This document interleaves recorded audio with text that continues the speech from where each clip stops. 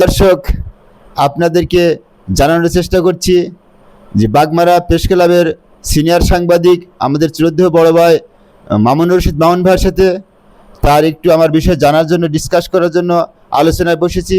বড় ভাই, আপনি তো বাগমারা প্রেস ক্লাবের 1999 সালের প্রতিষ্ঠাতা সভাপতি।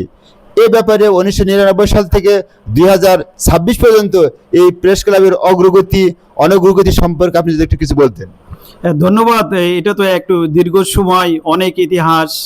তখনকার সাংবাদিকতা, তখনকার সংগঠন আর এখনকার সংগঠন পুরো আলাদা, অনেক পরিবর্তন হয়েছে।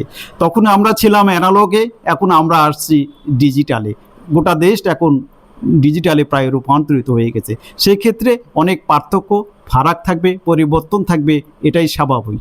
হ্যাঁ, আমি আপনার কাছে আরও বিষয়ে জানতে চাচ্ছি যে দীর্ঘদিন যে প্রতিষ্ঠানটা আপনি প্রতিষ্ঠিত করেছেন, তার অগ্রগতি, তার উন্নয়ন, সামনের দিনে এই প্রেস ক্লাবটা কিভাবে ভালো চলতে পারে, অগ্রগতি উন্নতি হতে পারে, আমাদের আপনাদের অনুপস্থিতিতে এই প্রেস ক্লাবটা দীর্ঘদিন প্রতিষ্ঠিত থাক, এ ব্যাপারে আপনার মন্তব্যটা কি?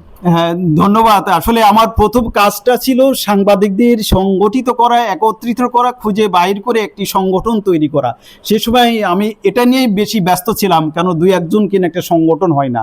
বাগমারা আনাচে কানাচে বিভিন্ন স্থানে যারা সাংবাদিকতা করতেন বা করেন বা আগ্রহ প্রকাশ করেছে, তাদেরকে আগে খুঁজে বাইর করে এই জগতে নিয়ে এসে একটি সুন্দর একটি সংগঠন দাঁড় করিয়েছি।